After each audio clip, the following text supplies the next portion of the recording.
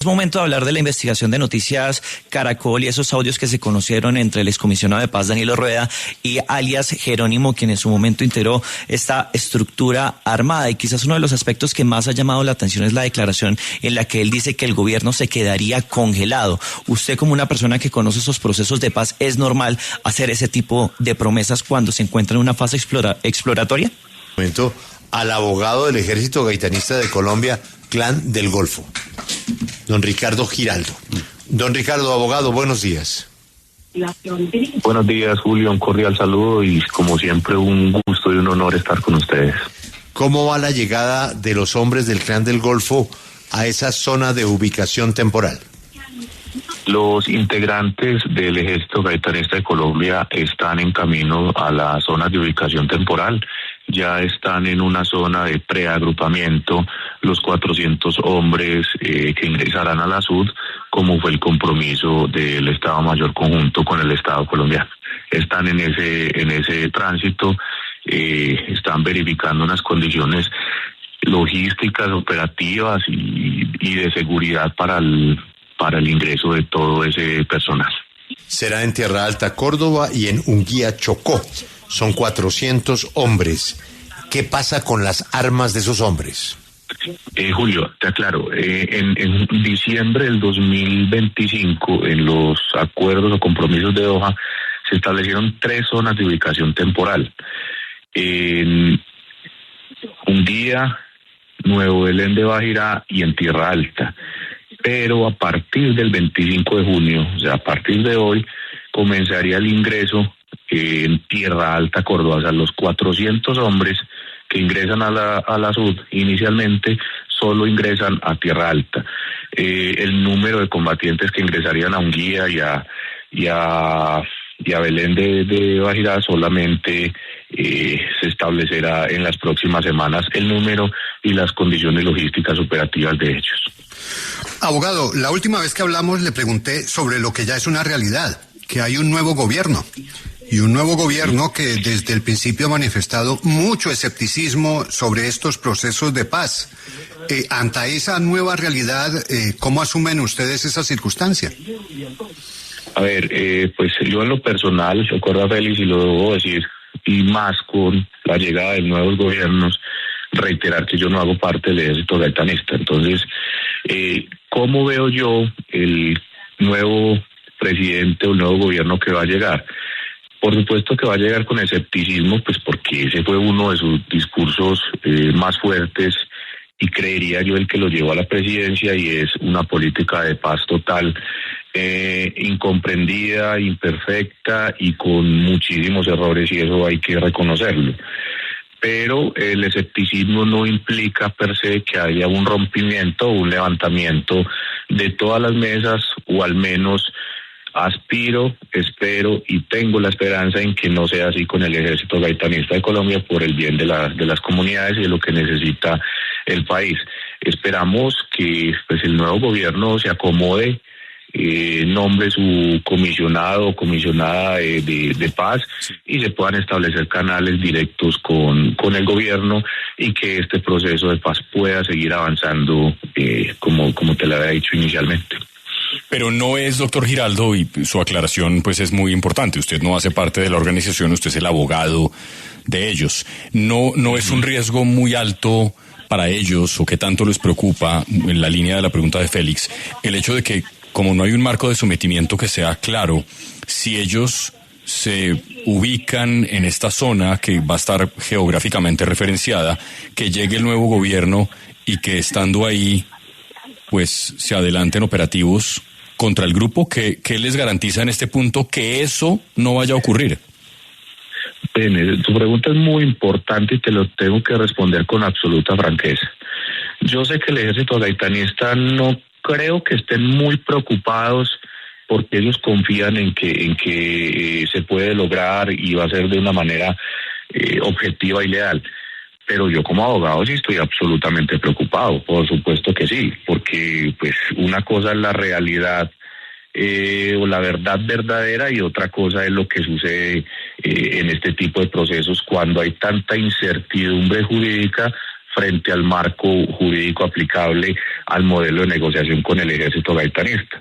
Y te lo explico más de una manera para hacerme entender, y es, en la ley 2272 existen dos modelos de negociación, que uno es contra grupos armados organizados al margen de la ley, que son negociaciones de tipo político, las que han querido hacer con el ELN, y las estructuras armadas organizadas de crimen de alto impacto, que son las urbanas, como las del Valle Aburrá, Quibdó, Buenaventura, en fin, que son de cara a un sometimiento a la justicia, y la sentencia de la Corte Constitucional, la C525, dijo claramente que para las estructuras armadas organizadas de crimen de alto impacto solo puede ser mediante una ley de sometimiento y por reserva legal una ley que expida el Congreso de la República, que hasta ahora no la hay.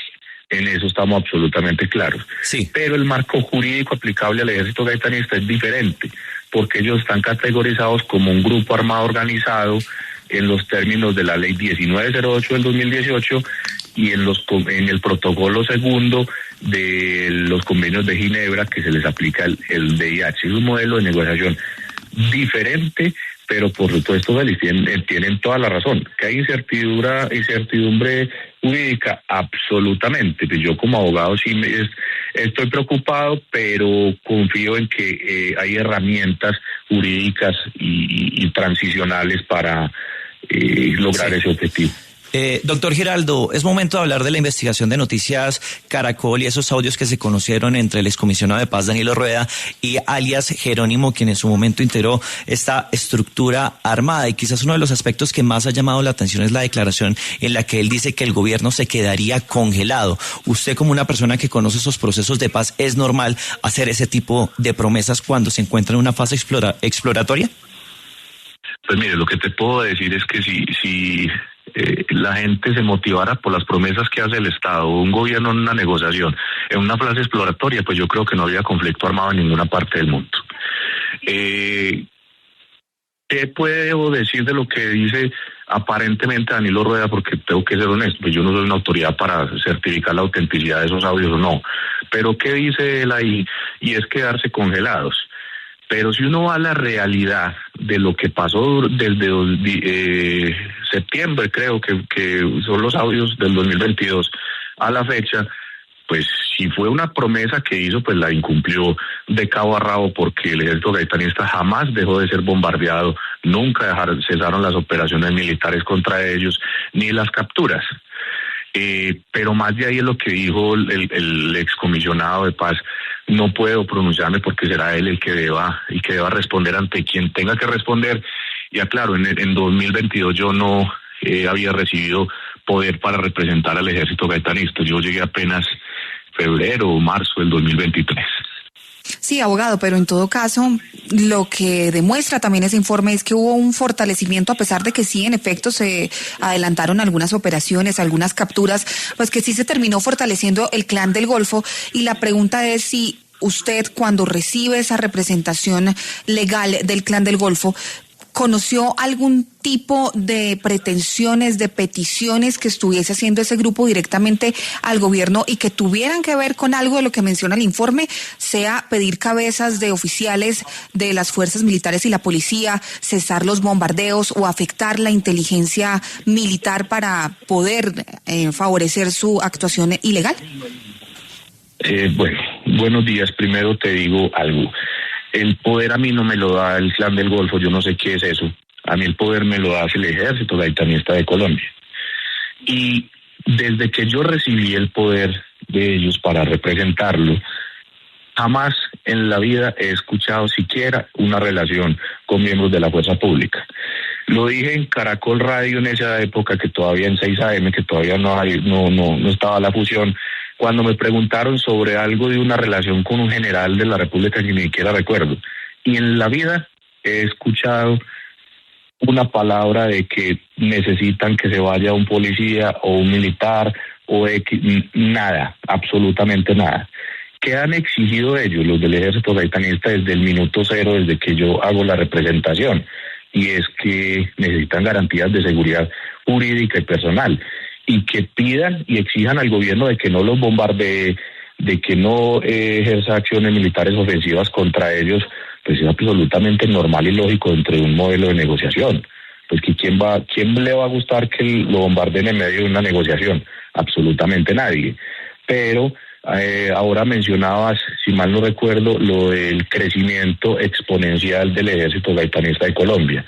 Mira, yo he leído mucha, porque me ha tocado aprender de literatura académica en cuanto al conflicto armado, y lo que sí he aprendido es que la expansión de un grupo armado y el crecimiento de un grupo armado no se da de la noche a la mañana, no se da en 1 año, en 2 años, en 3 años.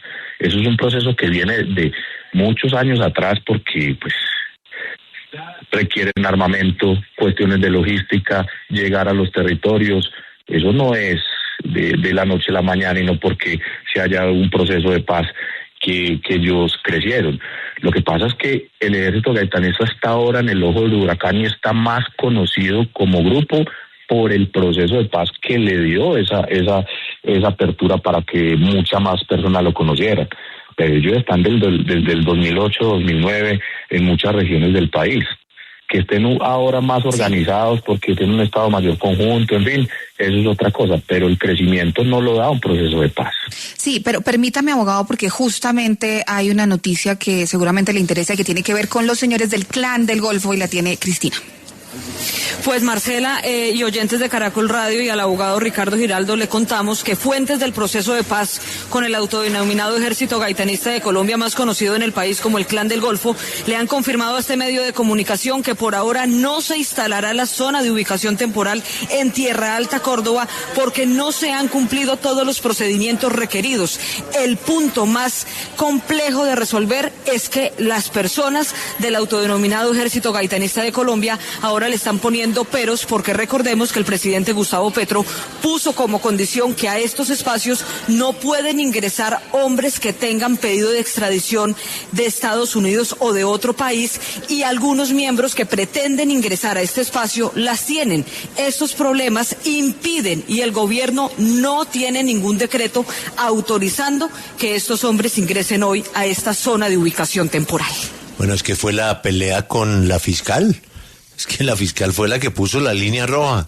No entran personas con orden de extradición.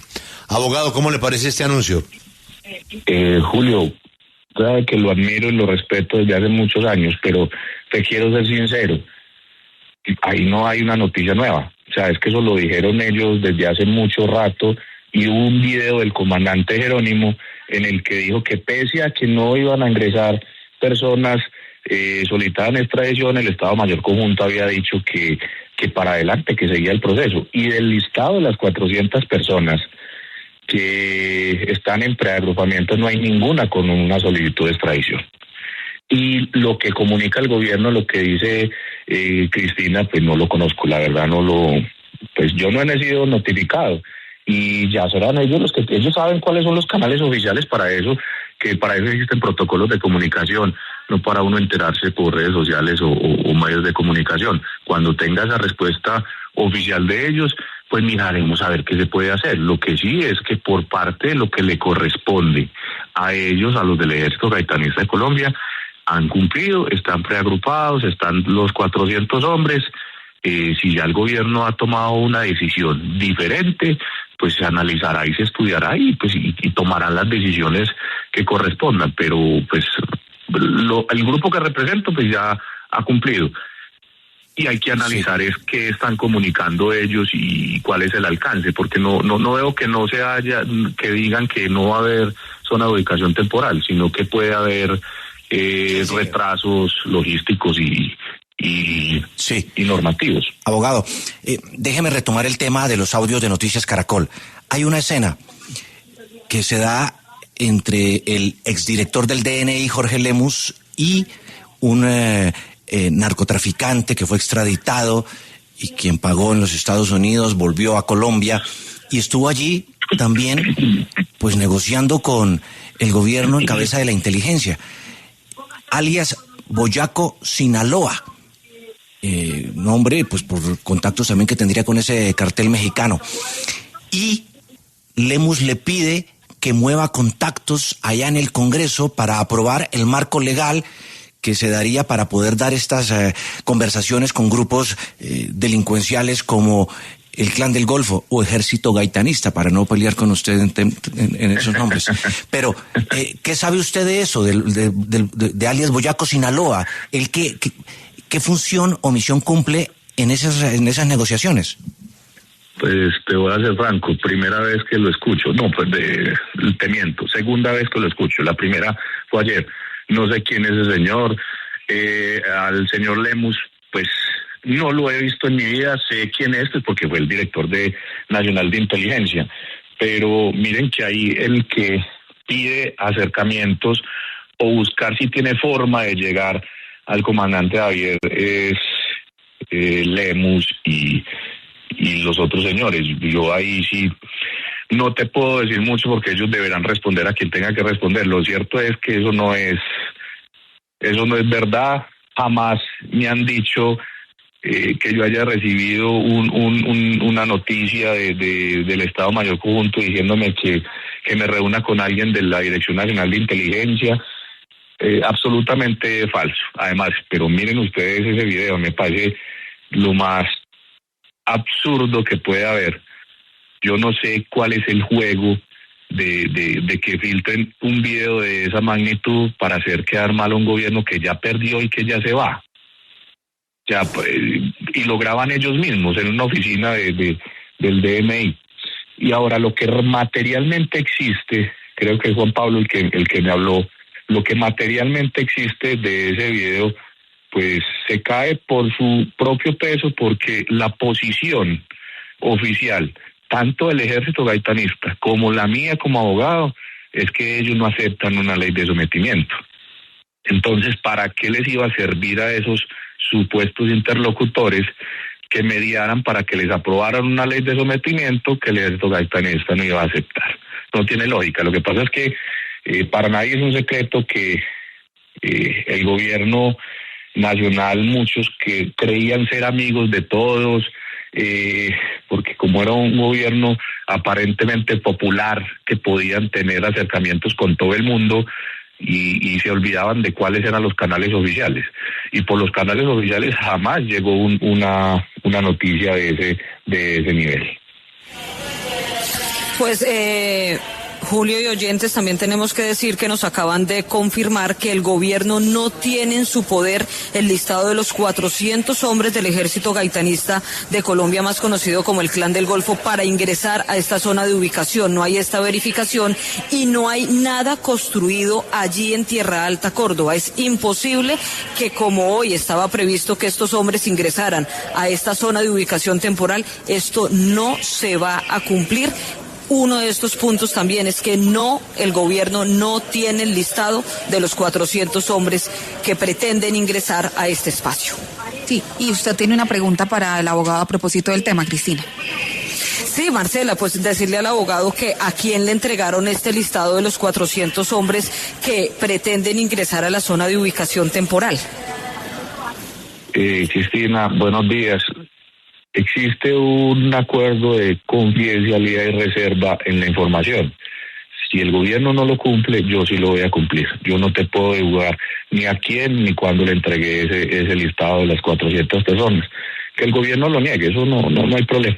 Ahí están las evidencias y será a través de los protocolos suscritos y los canales a quienes se entregará.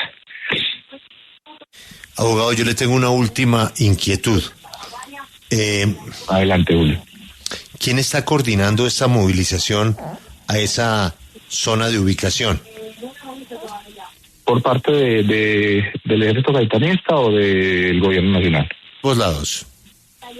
Del Gobierno Nacional, el interlocutor que siempre ha tenido es Álvaro Jiménez Millar. Y por parte del Ejército Gaitanista, el que coordina todo ese tema logístico y eso, porque yo de eso no tengo ni la menor idea de esas cosas operativas, es el comandante Jerónimo. Es que le pregunto porque mis compañeros ya lo habían planteado y escuchamos a Cristina. Según la oficina de OTI, no hay movilización de ellos a ninguna zona de ubicación. Julio, es que te aclaro algo que lo dije al inicio, y es ellos están en una zona de preagrupamiento. El agrupamiento se da en la zona de ubicación temporal. Ellos están en una zona de preagrupamiento, que es donde fueron llegando los distintos integrantes de diferentes frentes y bloques, y se preagrupan en una zona, y a partir de allí se establece con el gobierno nacional la logística necesaria de tránsito hacia la sur. Y hay algo que hay que aclarar, Julio. El acuerdo dice que ingresarán a partir del 25 de junio, y no que todos van a llegar el 25 de junio, que eso es algo de lo que siempre manifestamos en la mesa, y que había que darle claridad al mundo para que no pensaran que se estaba haciendo trampa ni nada, porque es que ingresar, Julio, es que imagínate 400 hombres armados, por dónde van a cruzar, cómo van a cruzar. Tiene que ir una logística necesaria para eso, que se da una fecha a partir de la cual inicia ese proceso. Que podrían ingresar los 400, es posible. Yo no lo veo, pues yo no soy experto en logística ni nada de esas cosas, no lo creo posible, sino que a partir del 25 de junio es que empieza el ingreso a esa zona de ubicación temporal. Ahora, lo que dice Cristina, que yo no le estoy diciendo que ella esté mintiendo ni nada de eso, porque no, pero yo no conozco la comunicación oficial del gobierno. Te reitero, si yo le pido respeto al gobierno nacional en los canales de comunicación, yo debo hacer lo propio, y es atenerme a que ellos comuniquen de manera oficial y a través de los países mediadores cuáles son las condiciones que existen en este momento de lo de la zona de ubicación temporal. Ricardo, muchas gracias por atendernos. Ha sido usted, como siempre, muy amable con la audiencia. Ojalá que esto avance, y de la mejor manera, por una paz estable con el Clan del Golfo. Feliz mañana. Julio, muchas gracias a ustedes, y siempre atento, especialmente a ti, para atenderse cuando me necesites. Muchas gracias.